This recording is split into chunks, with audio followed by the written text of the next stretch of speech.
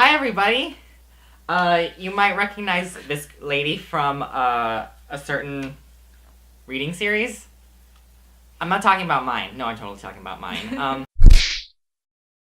We're here to talk about Pokemon. Sorry, I forgot to mention that part. Because Nicco has played a lot of Pokemon. I've definitely played my fair share of Pokemon too, but I think she has really great insight on just the franchise and why people like it so much. Your first encounter with Pokemon ever? I started watching Pokemon when I was in Japan, when it was first airing on TV. So before it ever came to America, I was just like, dude, Pokemon's the coolest thing ever. And actually, funnily enough, the earliest episode I remember is the Porygon episode, which never aired here. Right, it never aired here. So I know that. Yeah. What was your first game? I played my friend's version of Blue, but it wasn't my Game Boy, and I had to give it back, so I never got to play through. But my first game that I got to own was Pokemon Silver on the Nintendo Color, the purple clear one that I have that one too. That everybody had. Yes, I had that one. See-through was really in, huh? It was because it was purple. How do you beat purple with see-through? It doesn't get any better than that. Especially originally, all of the Pokemon were very simple. Right. Yes, they were. So it's really easy, iconic, easy to pick up. Iconic, yeah. What's your ideal team? I have an ideal team that I'm working on at the moment, training them up, but it's a little bit unbalanced because I just really like purple and poison type. But I have a Dragalge, which is a Gen 6 one, and it's Poison Dragon. And it's you can crop in you can edit in a thing. So Dragalge, and she's really pretty. I have a Crobat because poison types and speed. I've got Typhlosion.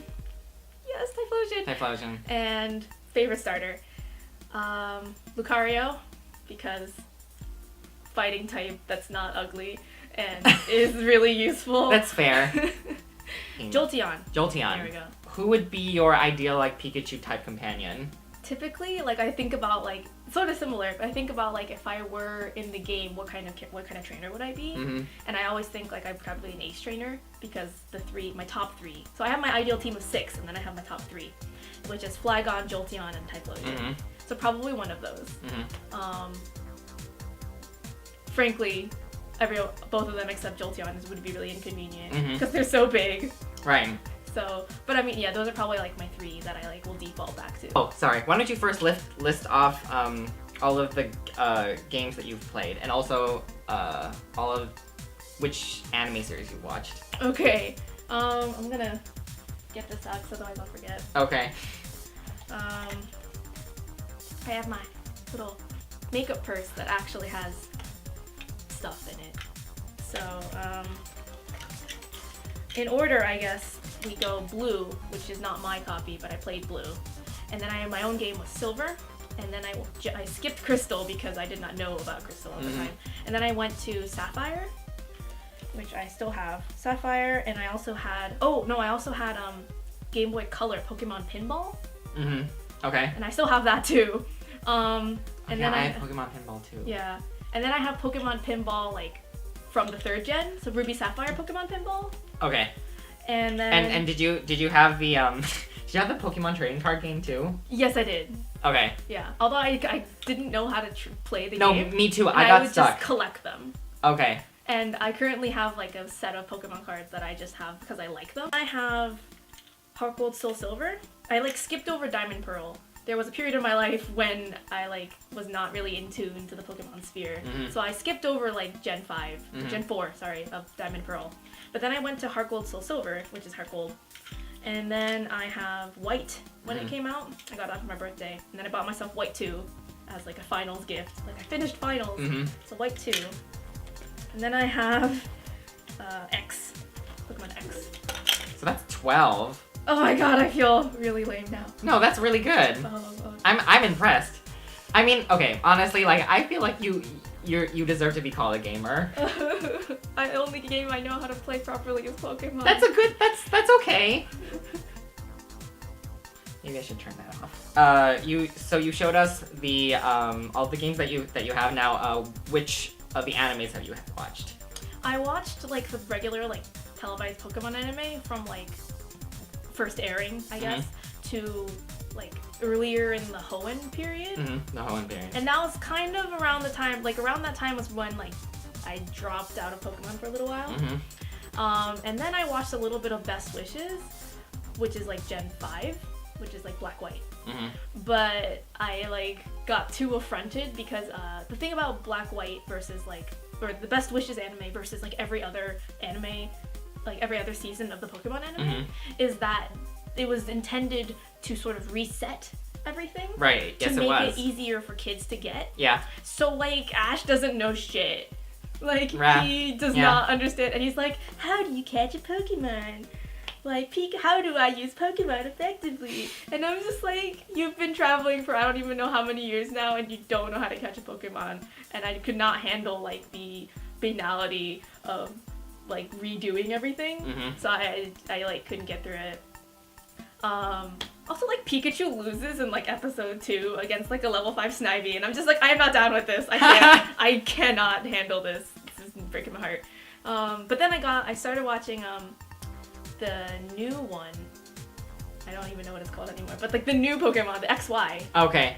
I'm pretty sure it's called Pokemon XY. I don't remember. It has a name. I don't remember. Games and anime being said, how do you feel like the franchise has progressed? It's kind of aged along with its audience, right? Which I think is really cool. Because always know your target, right? But and I also love the fact though that it's still accessible to kids, and that makes me really happy.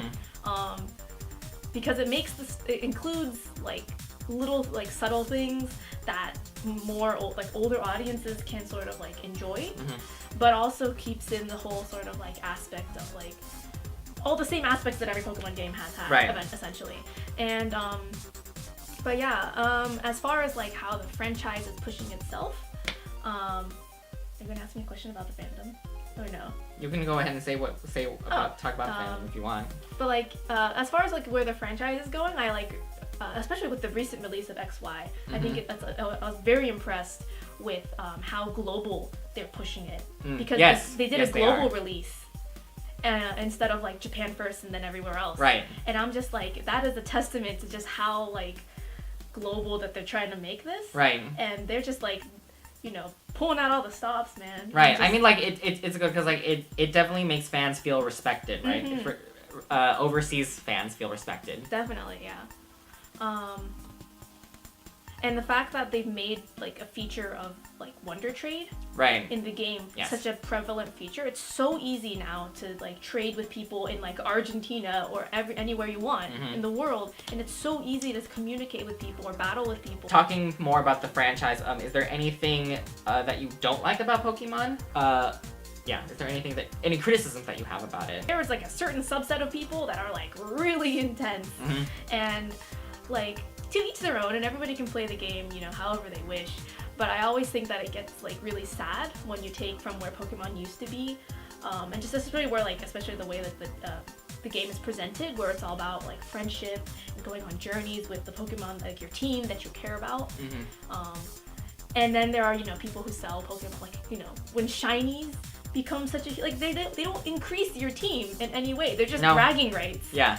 They don't enhance your, prowess in any way, shape, or form, but like there's such a heavy thing. Yeah. And the competitiveness of having the most shinies or more important shinies, or it just, the competitiveness and sort of the negativity that comes with that sort of attitude, I guess, is the one thing that I am not exactly happy with. Right. I think I would also really like to mention that before we agreed to record, Nicco brought up a really, really good point about like the differences in marketing methods in Pokemon in America as opposed to Japan, because as you said, in Japan they promote it's like the theme song itself is about friendship and going on a journey with your friends. But in America, it's all about like catching them all. Right. It's in the song and it's Ash's name. Catch 'em. Yeah. So capitalistic. What do you think about like the whole argument that like Pokemon is slightly like, it's like you're capturing Pokemon and you're making them fight each other? Like, it's an argument as to why people don't like them. Yeah. Or like the fact that it's kind of similar to cockfighting or dogfighting. Oh yeah. Yeah. They kind of actually address this in Pokemon Black White because they're the bad guys. The antagonists in the theme is Team Plasma, and their aim is to free all Pokemon because they think it's inhumane to like have them fight each other or like be used as tools for human beings. And sort of the moral of that sort of story arc is the fact that your Pokemon are not there because you're trapping them and forcing them to fight for you. Your Pokemon are with you and they fight for you because they love you and they are your friends. And in terms of like within the game, it's like okay, you know, that's what they're for. In terms of like battling, you know, and like it's easy to justify it within the game as like, oh, they fight because they love you, and then you still gotta take a step back and be like, well, okay, but they're still fighting each other, right, and that is kind of like a weird sort of ground where it's like, well, who came up with the system of making them fight each other? But I honestly think I think it's notable because when you are playing Pokemon and they like, you say die because you know, but because the game terminology, you say like, oh, you know, I died, too bad. But like they don't say that; they say faint, which I feel is, and also they do this in the anime too. But like they don't like, it's not cruel, right? The way that they fight, it's almost kind of like how martial arts is. That's a good way of putting it. Because yes, you're fighting each other. And to an outsider, it might be like, oh, you're just like beating each other up. But it's more of like it's a competition is the way martial arts is. Right. And it's a process, martial arts like karate, etc., it's a process of, you know, bettering yourself through battle, I guess. Like, through fighting, you're bettering yourself and you're getting stronger as a person. And I think if you like look at Pokemon in the same way, where it's just like, they're not fighting each other for any kind of particular game. It's just a matter of bettering yourself and forming bonds with other people as a result of this. I feel is maybe like a better way to look at it. Yeah, that's a good way of putting it. I also remember that before we started recording, we were also talking about the Burger King. Yes. Because back when it was the first movie. Yeah. For the first movie, I'm sure most people our age probably remember that Burger King had a huge deal with Pokemon, and it was the best thing ever because the prizes were so awesome. They were pretty good. And the gold, I remember I actually took the gold plates out of their casing because I wanted to touch them. I did too. And I wanted to clean them, and